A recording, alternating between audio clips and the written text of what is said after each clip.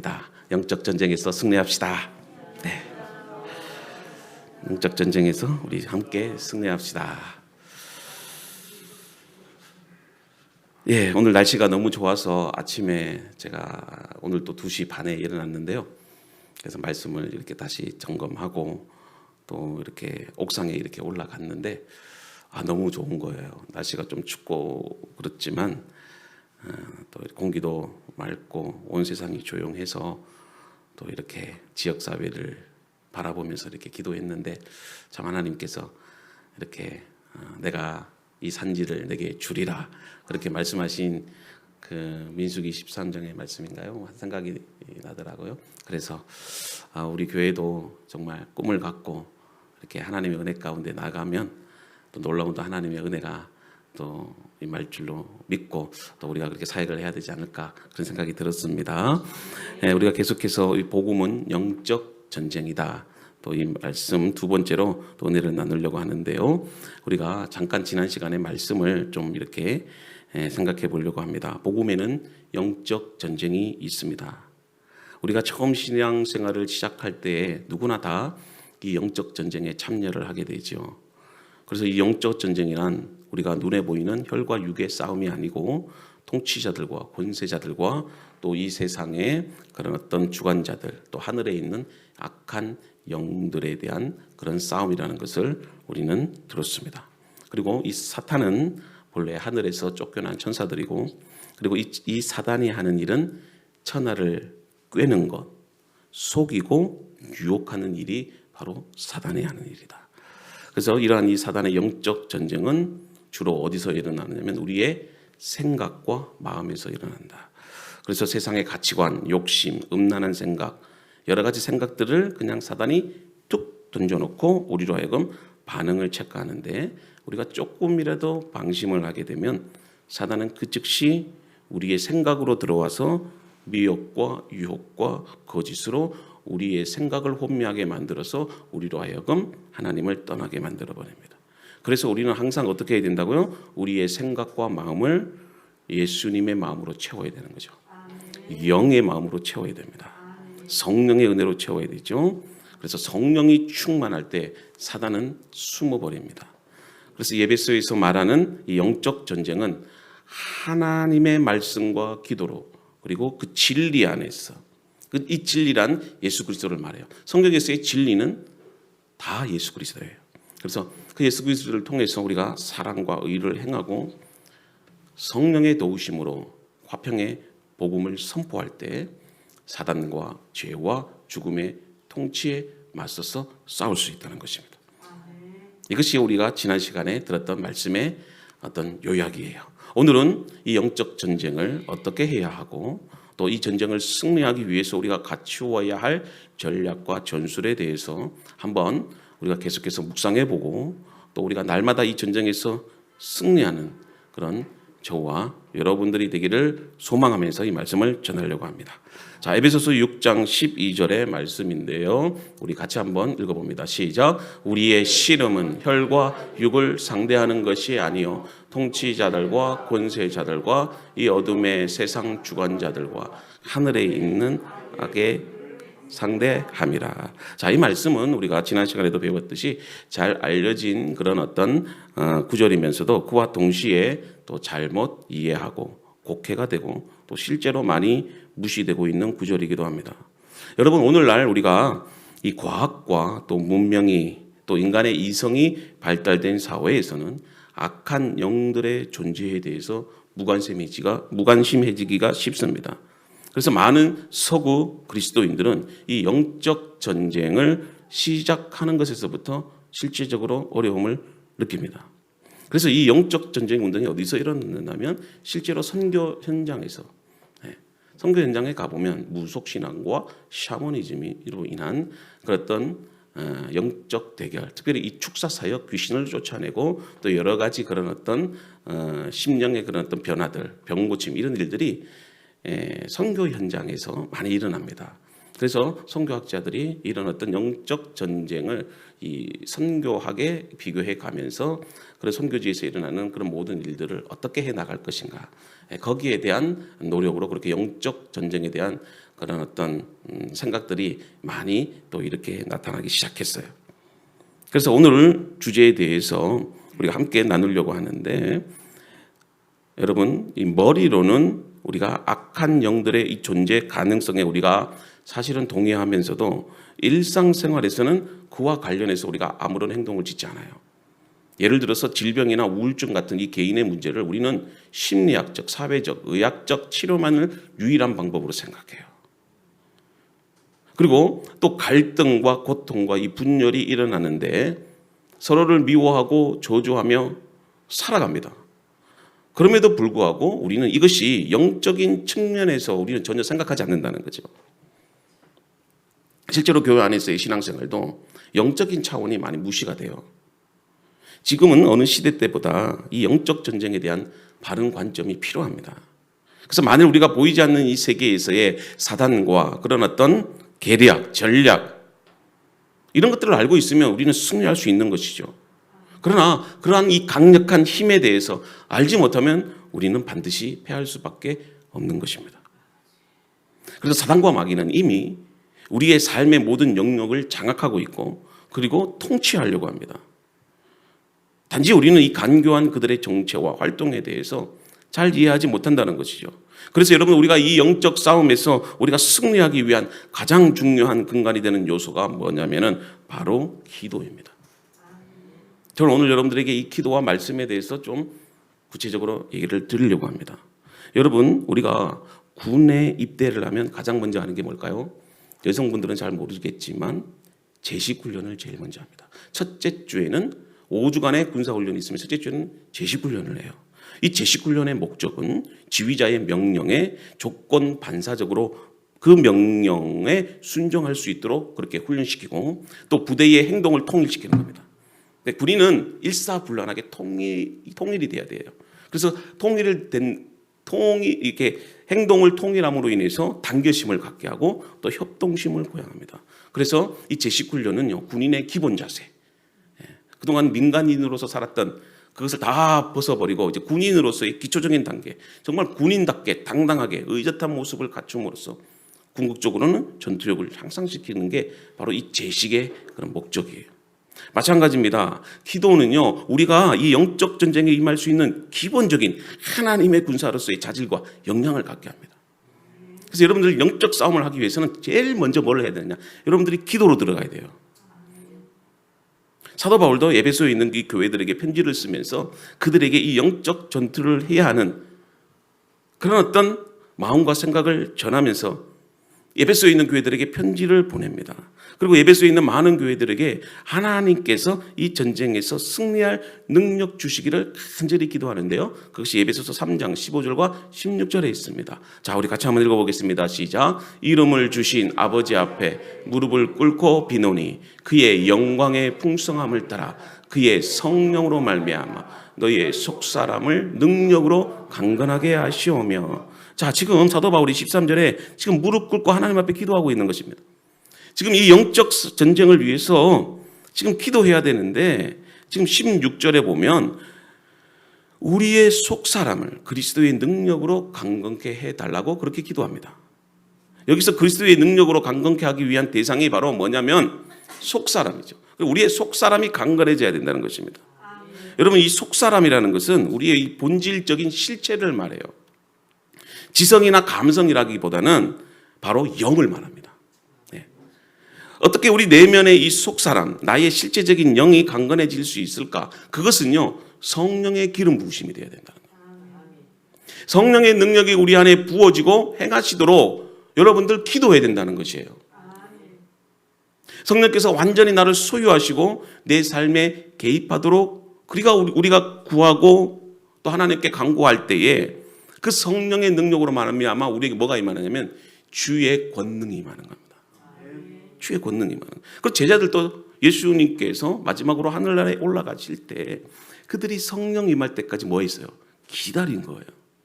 그러니까 예수님도 너희들이 섣불리 행동하지 말고 이미 이 세상은 악한 영들이 지배하고 있기 때문에 너희들이 성령 받지 않으면 반드시 패한다. 그러니까 너희들이 그 악한 영을 이기기 위해서는 성령을 받아야 되는데 그때까지 뭐 하라고? 기도하며 기다리라고 하신 거예요. 그래서 에베소서에서 바울은 우리가 싸워야 할 대상이 아까 말씀하신 것처럼 혈과 육을 상대하는 것이 아니라고 했어요. 통치자들과 권세자들과 그리고 이 어둠의 세상 주관자들과 하늘에 있는 악한 영들을 상대하는 거예요. 그러니까 이 악한 영들을 상대하는 가장 강력한 무기가 바로 뭡니까? 기도라는 것입니다. 믿으십니까? 마가복음 9장 28절과 29절에서 예수님이 다음과 같이 말씀하시는데요. 자, 제가 읽어봅니다. 집에 들어가심에 제자들이 조용히 묻자오되 우리는 어찌하여 능히 그 귀신을 쫓아내지 못하였나이까? 이르시되 기도 외에 다른 것으로는 이런 종류가 나갈 수 없으니라 하시니라. 자, 이 말씀이 무슨 말씀입니까? 예수님이 변화산에서 변화하시고 난 다음에 산에서 내려오시는 그 사건을 배경으로 합니다. 자, 예수님이 산에 올라가셨어요. 변화산에 올라가셨어요. 그래서 그곳에서 이렇게 변화되십니다. 근데 그 밑에 제자들이 있었습니다. 근데 제자들이 많은 무리에 둘러싸여 있었어요. 그때 누가 왔느냐면 서기관들이 왔습니다. 그래서 그 서기관들과 변론을 하는데 근데 예수님이 안 계시는 동안에 누가 왔느냐면 어떤 한 사람이 귀신 들린 자기 아들을 데리고 옵니다. 그래서 제자들에게 부탁을 하는 것이죠. 이 귀신을 좀 쫓아달라고, 병을 고쳐달라고. 근데 제자들이 그 귀신을 쫓아내지 못한 겁니다.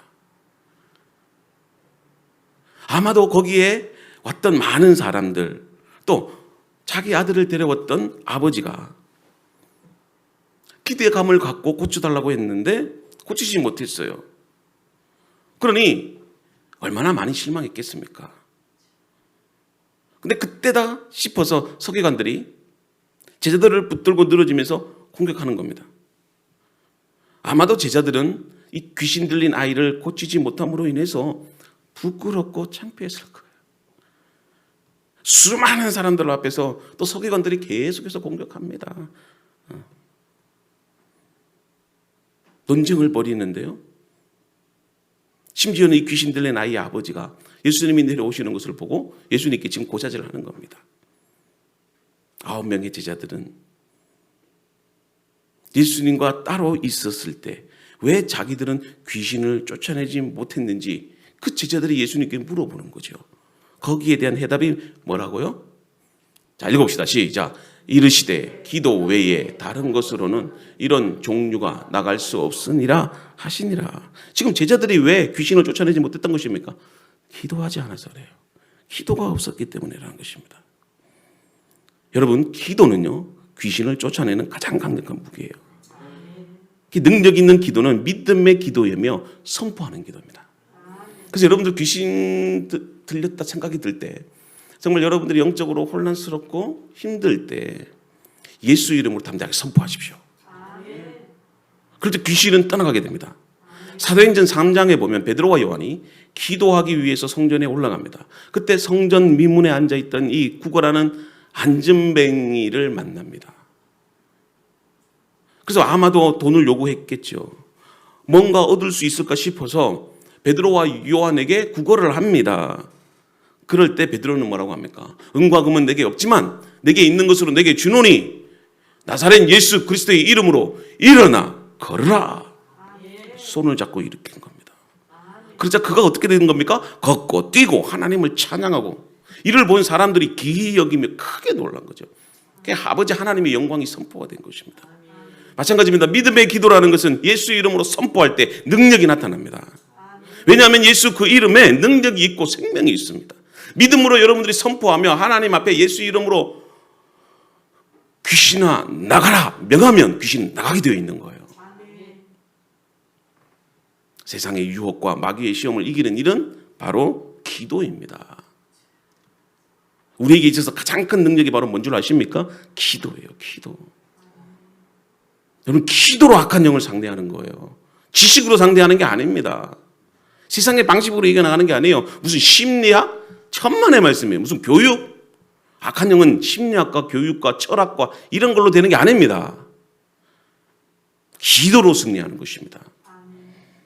그래서 베드로전서 4장 7절과 8절에 다음과 같이 말씀을 하는데요. 만물의 마지막이 가까이 왔으니 그러므로 너희는 정신을 차리고 근신하여 기도하라. 근신하라. 깨어라. 너희 대적 마귀가 우는 사자와 같이 삼킬 자를 찾나니 너희는 믿음을 굳게 하고 저를 대적하라. 이는 세상에 있는 너희 형제들도 동일한 고난을 당할 줄을 알미니라. 지금 여러분 만물의 마지막 때가 가까이 온 거예요. 주님이 이제 곧 오십니다. 그래서 여러분 정신을 차려야 되는데 베드로 사도가 우리에게 뭐라고 권면합니까? 깨어 기도하라는 것입니다. 영적 전쟁은 여러분 기도로 하는 거예요. 기도로. 진정한 영적 전쟁은 기도의 전쟁입니다. 악한 영들을 물리치고 하나님의 나라가 임할 수 있도록 여러분들 기도하실 수 있기를 바랍니다. 자, 그리고 둘째는 하나님의 전신갑주를 입어야 됩니다. 하나님의 전신갑주. 자, 바울은 에베소서 6장 13절에서 다음과 같이 말씀하는데요. 그러므로 하나님의 전신갑주를 취하라. 이는 악한 날에 너희가 능히 대적하고 모든 일을 행한 후에 서기 위함이라.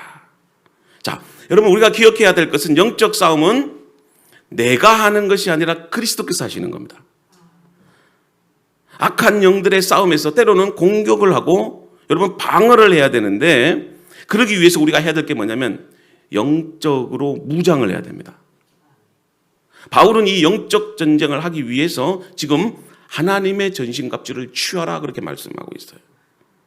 사도 바울이 이 전신갑주라고 하는 그 매뉴얼을 지금 얘기하고 있는 것은요. 당시에 이 로마 군인의 무장에 비유해서 설명을 합니다.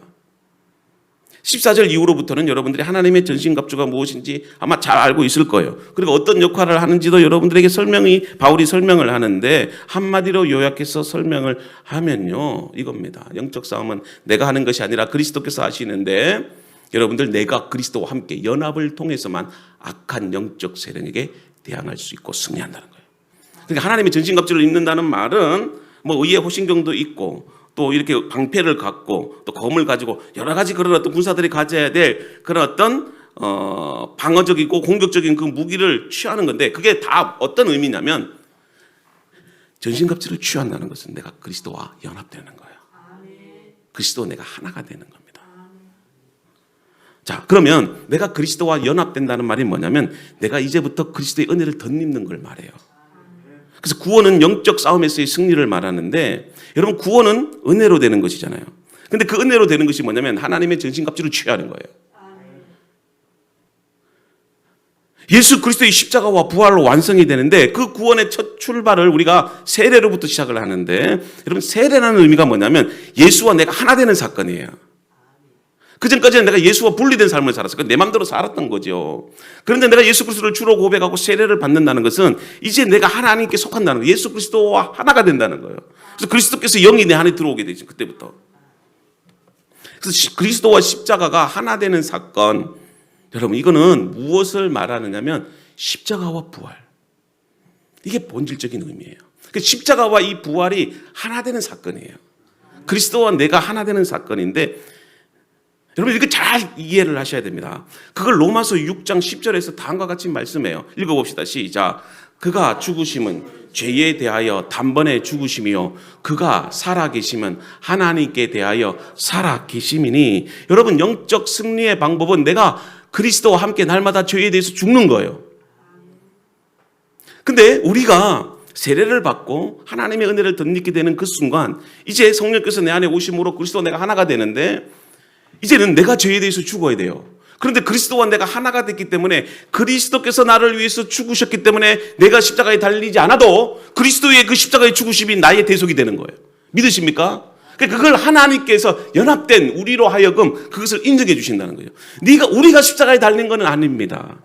그런데 예수 그리스도께서 십자가에 달리심으로 우리가 그리스도와 하나가 됐기 때문에 하나님께서 그 그리스도의 십자가의 죽음을 인정하겠다는 거예요. 아멘.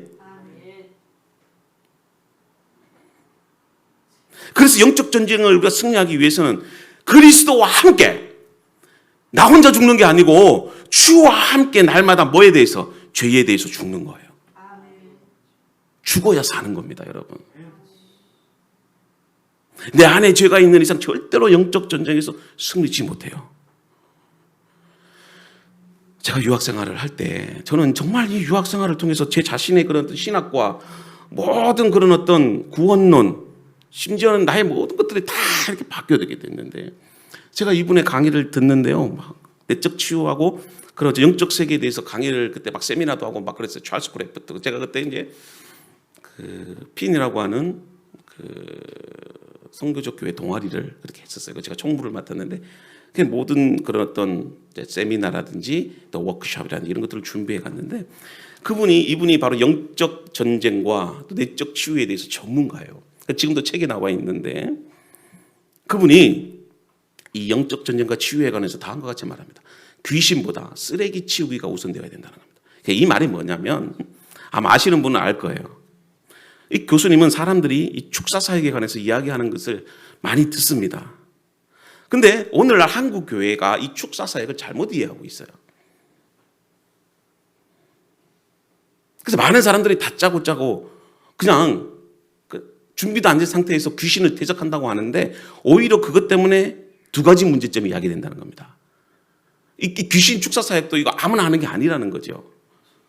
첫째는 귀신들의 힘의 강도도 모르고 도전할 때 이 축사사역을 하는 사람들이나 귀신 들린 사람 모두에게 좋지 못한 폭력 현상이 나타납니다.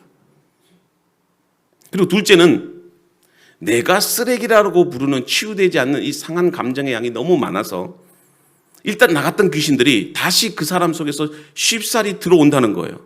그리고 그 나간 귀신이 오히려 자신의 동료 귀신들을 불러옵니다. 그래서 함께 들어와 기생을 하는 거예요. 그래서 여러분, 축사사역에 있어서 가장 중요한 부분은 귀신 쫓는 것 자체가 아닙니다. 나가면 뭐 할게요? 다시 또 들어옵니다. 들어오는데 귀신들을 데리고 더 들어와요. 그러니까 지금의 목적은 뭡니까? 귀신을 쫓아내는 그 목적이 뭘까요? 치유예요, 치유. 영적 전쟁을 통해서 우리의 상한 마음이 치유가 되어야 되는 겁니다. 하나님, 자기 자신, 그리고 다른 사람과의 그 어떤 관계가 깨어졌어요. 그렇기 때문에 깊은 내적인 상처를 갖고 있다는 것입니다.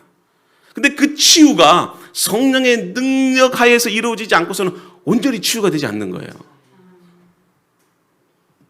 제가 이 오해에 대해서 자세하게 설명을 드리는데요, 우리는 날마다 예수 그리스도의 십자가의 보혈로 내 안에 있는 더러운 죄의 쓰레기를 치워야 돼요. 그러면 자연적으로 영적 싸움에서 승리를 할 수 있고 그 상한 심령이 회복이 됩니다. 이것이 영적 싸움의 중요한 원리인데, 여러분, 쓰레기가 쌓이면 악취가 나잖아요. 더러운 오수가 흐르고요, 거기에는 뭐가 생기죠? 바퀴벌레가 쥐가 생기는 겁니다. 그러면 여러분들, 어머니, 아버지, 우리 생각해 봅시다. 바퀴벌레와 쥐를 귀신이라고 했을 때, 그러면 그 바퀴벌레와 쥐를 없애는 방법이 뭘까요? 약을 넣는다고 없어지나요? 약을 놔도 또 생기는 거예요. 그렇죠? 쓰레기를 치우는 거예요. 쓰레기를 치우는 거. 깨끗하게 하는 거예요. 깨끗하게 청소하면 바퀴벌레 없습니다. 쥐가 사라집니다. 여러분, 이게 중요한 거예요. 아니, 귀신 쫓아내면 뭐 할 건데요? 또 들어올 건데. 요즘 핫한 주제가 바로 내적 치유예요. 제가 이 강의를 듣는데 막 속에서 막 불이 붙는 것 같은 거예요. 그러니까 저도 우리 교회도 될 수 있으면 제가 진짜 유학 가고 싶은 아이들이 있으면 제가 보내고 싶은 마음이에요. 유학생들을 뽑아서라도. 특별히 신학생들은 제가 뭐 한국 교회 신학에 대해서 별로 뭐 이렇게 긍정적으로 보지는 않는데, 제 경험을 주어서 볼 때 그런 분들한테, 세계적인 그런 교수님들한테 배워야 돼요, 사실. 오늘날 현대인들이 너무나도 내면에 상처가 많잖아요. 정말 힘들어요. 여러분, 내적 치유란 무엇입니까? 온전한 그리스도의 사람이 되는 거예요. 근데 그것은 오직 성령의 능력으로 되는 것입니다.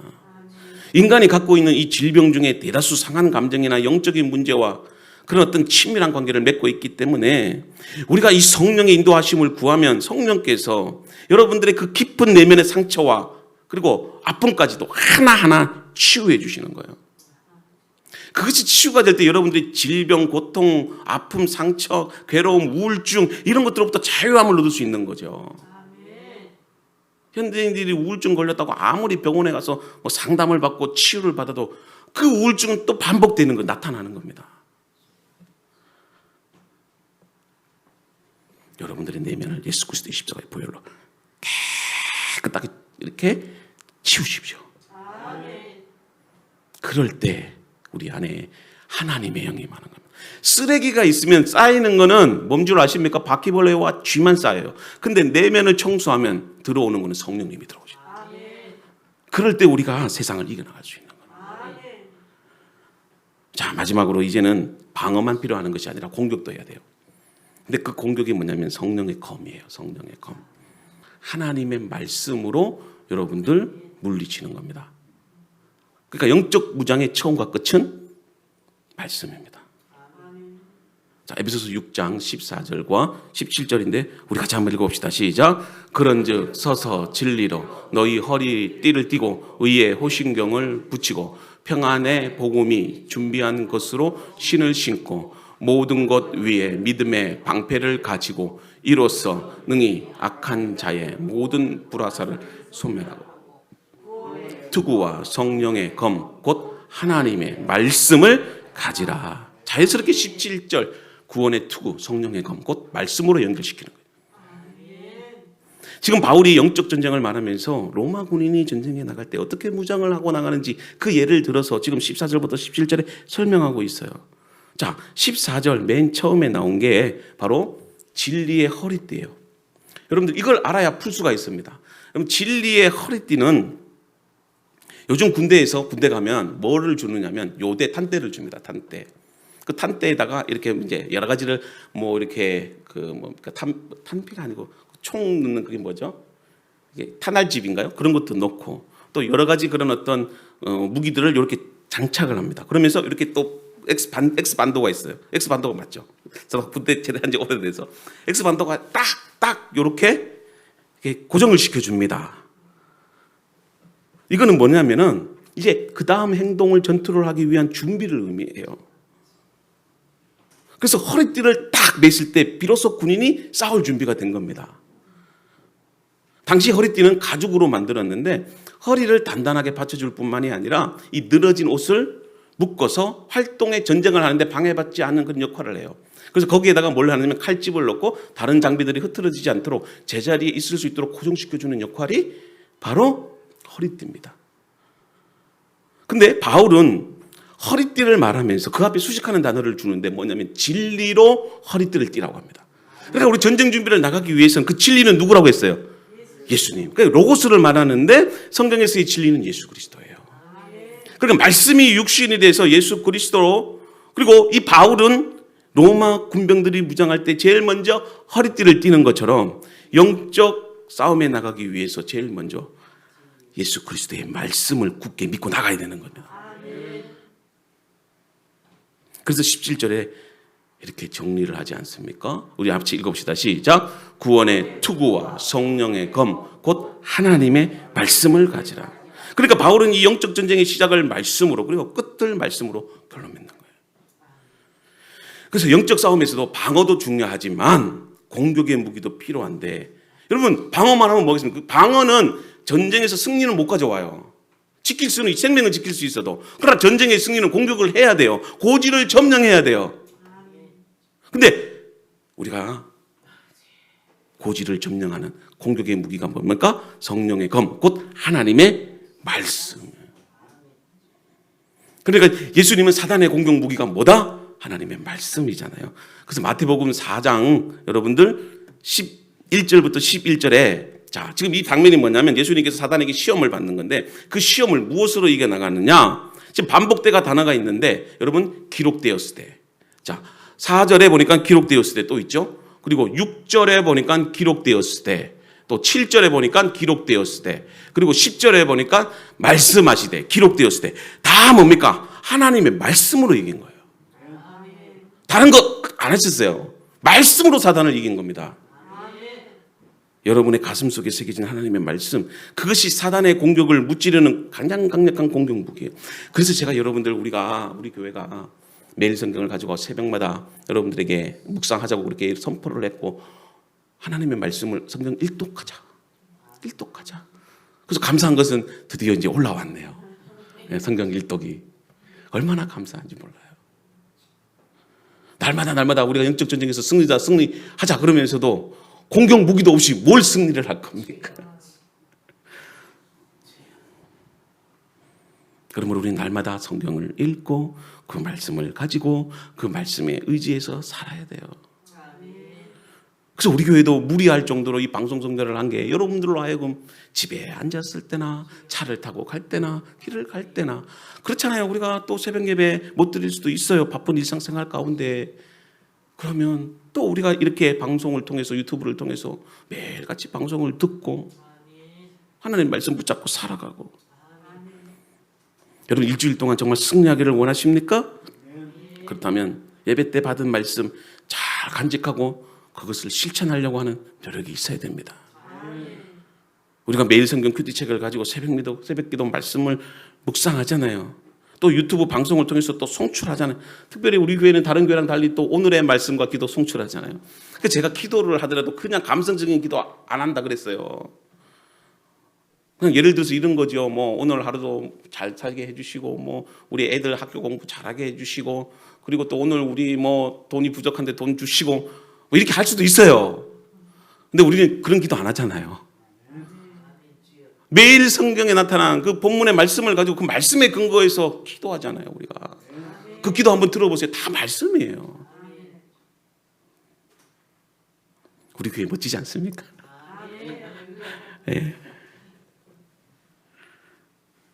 말씀을 읽고 묵상하면 날마다 적용해 가는 겁니다. 이것이 그리스도로 무장하는 겁니다. 자, 오늘 반주자 나와주시고요. 함께 우리 찬양하고 우리 함께 합심해서 기도했으면 좋겠어요. 오늘 말씀의 결론을 맺고자 하는데요. 우리가 그리스도로 무장한다는 것은요, 내가 예수 그리스도 안에 들어가는 것을 말해요. 그 믿음으로 그리스도와 함께 연합하는 것입니다. 여러분, 내가 강해서 승리하는 게 아닙니다. 기독교는 절대로 내가 강해지는 게 아닙니다. 강하신 주님께로 나아가는 거예요. 이것을 성령의 은혜로 들어간다 그렇게 말하는 거예요. 여러분, 자기가 약하다고 느낄 때 그때 강한 것을 붙잡아요. 사람은. 그래서 약하고 겸손한 사람은요, 하나님께 기도하게 되어 있어요. 세상 살만하잖아요. 그러면 잊어버리는 게 기도예요. 오늘 한국 교회가 왜 기도가 잊어버렸느냐면 이제 교회들이 먹고 살만해요.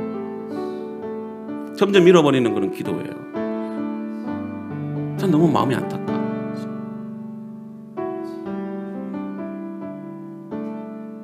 승리는 오직 예수 안에 있습니다. 예수 그 이름을 선포할 때 악한 영들은 떠나갑니다. 오늘 이 시간 함께 기도하는데 여러분, 기도하면 그 강하신 주님을 붙잡게 됩니다.